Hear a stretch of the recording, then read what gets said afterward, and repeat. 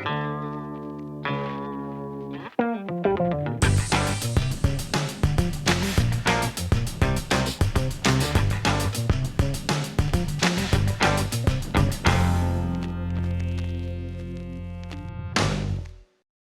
pour ce tête-à-tête en compagnie de Yann Manouk. Bonjour Yann Manouk. Bonjour. Messieurs, dames, bonjour. À l'occasion de la sortie de son second roman, Les Temps Sauvages, publié aux éditions Albin Michel. C'est le tome 2 d'une série consacrée à un commissaire mongol qui se nomme Yerul Delger. Je l'ai bien prononcé, je crois. À peu près, oui, c'est bien. J'ai étudié la vidéo C'est sur vrai. YouTube pour bien le prononcer. Je me suis entraîné toute la semaine. Yann Manouk, on a décidé qu'on allait se tutoyer. Oui, on se connaît donc. Donc Yann Manouk, tu es journaliste, Je l'ai été. tu as été éditeur, Je l'ai été. tu as été publicitaire, Je le suis toujours. tu es romancier. Je le suis devenu, oui. Et donc pour les gens qui ne te connaissent pas, tu es un auteur français. Je suis un auteur français. Je suis un C'est- jeune auteur français en dépit de mon âge. Il y a peut-être des gens qui se présentent Il y a encore ton des gens stand, qui te de parlent en temps en anglais. temps, non seulement viennent voir si je suis pas mongol, mais qui m'engueulent parce que je ne le suis pas. Ouais. Alors, Yerul Delger, premier tome, a été un énorme succès. Il Oui. a raflé un nombre de prix incroyable. J'en suis à 14 prix, dont les 3 majeurs. Il n'y a plus de place sur la couverture pour mettre Il les n'y a plus de références place dans de prix. l'étagère, il n'y a plus de place sur les murs de la chambre, il n'y a plus de place nulle part. Entre autres, il a eu donc le prix d'électrice L, Mmh. le prix Polar SNCF Mmh. et le prix Quai du Polar. Donc pour les gens qui ne connaissent pas Yerul Delger, c'est un avatar du flic de Michael Connelly, Harry Bosch. Enfin, moi, c'est l'impression que j'ai eue au début. Le flic un peu cabossé par la vie, qui a une garde rapprochée de collègues qui lui sont complètement dévoués, qui a beaucoup d'ennemis dans sa profession, et puis qui des fois est un peu... qui n'hésite pas à franchir un peu la limite des fois pour aller au bout de son enquête. J'aimerais que vous nous présentiez, en fait, que tu nous présentes Yerul Delger et que tu nous expliques pourquoi avoir choisi ce cadre atypique. La première raison, c'est que je viens au polar à la suite d'un pari. J'ai fait le pari d'écrire un certain nombre de bouquins et le polar était le 4e sur la liste. Donc j'attaque le polar et j'ai aucune culture polar. Aucune. Moi, je me suis arrêté dans les années 80 à Ludlum, Forsyth et Le Carré et je ne suis pas allé plus loin. Et donc je me trouve avec ce défi d'écrire un polar et puis d'essayer de me démarquer de ce qui se fait. Et donc je construis une histoire, une intrigue autour d'un personnage qui pour moi est un peu caractéristique du polar actuel. C'est-à-dire effectivement le flic un peu cabossé, des fêlures dans sa vie, des drames dans sa vie, qui se trouve confronté à une hiérarchie, l'atmosphère générale du pays dans lequel il enquête, qui n'est pas très claire et qui effectivement n'hésite pas à être même plus que borderline, au-delà de la ligne. Et puis en même temps, je me dis, comment est-ce que je peux, à 65 ans, débarquer dans le polar, écrire un premier polar et que ça soit un peu différent du reste. Et donc je cherche où le situer.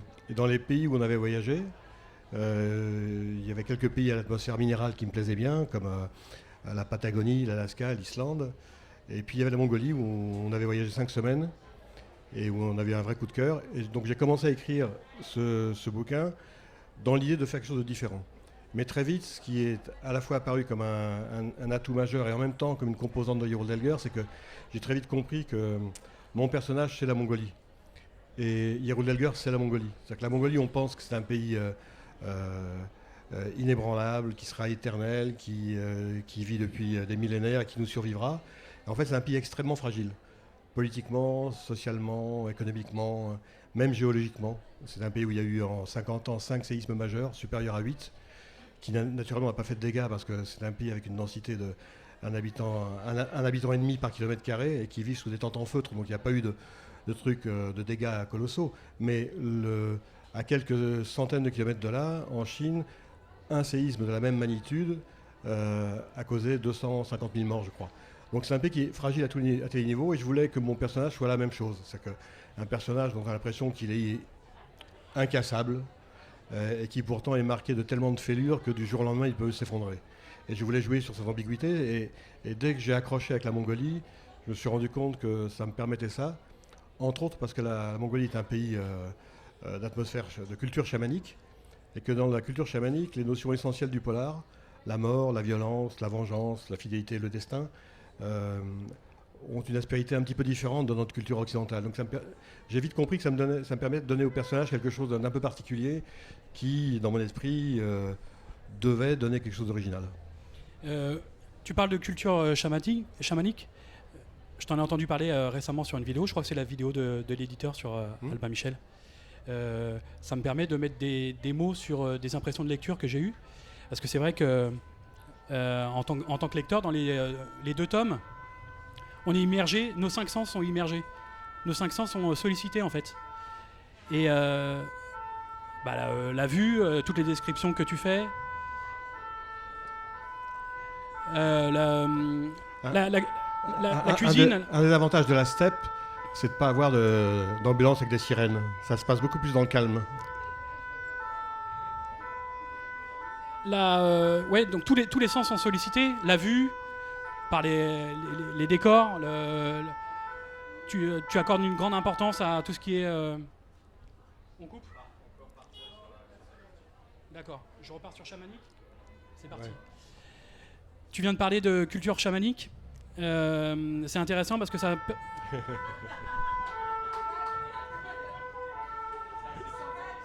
mais il savait que j'allais peut-être... Ouais. Voilà. J'étais un petit peu sensible, alors je les ai prévenus à l'avance. Ah, c'est bon. Ils sont partis ? C'est bon. Donc tu viens de parler de culture chamanique. Alors c'est intéressant parce que en tant que lecteur, on est très sollicité en fait par plein d'éléments dans le roman. Et la culture chamanique, c'est pas forcément le premier mot qui nous vient à l'esprit à ce moment-là, mais tu accordes une grande importance à expliquer la culture mongole. Tu parles de la cuisine, tu parles de la musique. C'est important pour toi de plonger ton lecteur dans ce genre d'ambiance, de vraiment le solliciter au maximum en fait. Ce que je voulais faire 2 choses. D'abord, je voulais pas régurgiter une documentation. Donc je me suis pas documenté avant d'écrire. Je ne m'appuie que sur mes souvenirs de voyage. Et mes souvenirs de voyage sont ceux de quelqu'un qui, dans sa jeunesse, dans sa lointaine jeunesse, a voyagé cheveux longs, sandales et cigarettes parfumées. Donc, j'ai vu les photos, il y a des photos sur un site d'éditeur qui trône. Ouais. Et à cette époque-ci, on voyageait vraiment avec une ouverture d'esprit complète. Et on a gardé cette habitude-là au voyage. Donc quand on voyage, on partage absolument tout. On mange ce que les gens mangent, on boit ce qu'ils boivent, lait de jument fermenté, thé au beurre salé, ragoût de marmotte.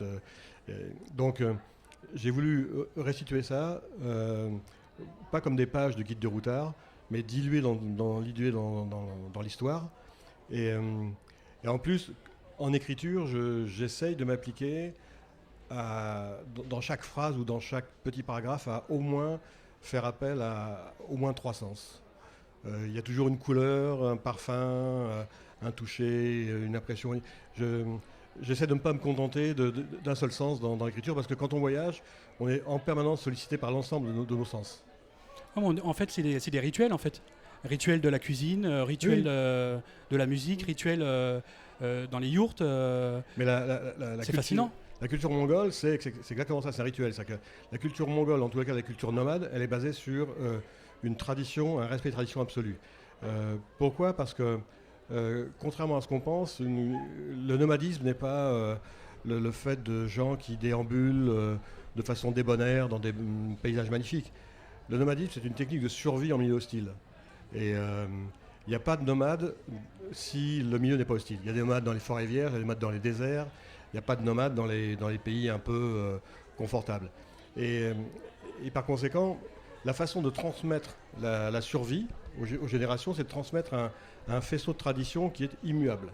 Et si ces traditions-là, pour une raison ou pour une autre, changent, soit que les traditions sont abandonnées petit à petit, soit que l'environnement change, les fameuses tempêtes, les exudes noirs ou blancs qui déciment le troupeau, si l'un des 2 éléments change, la tradition ne suffit plus à faire survivre le pays.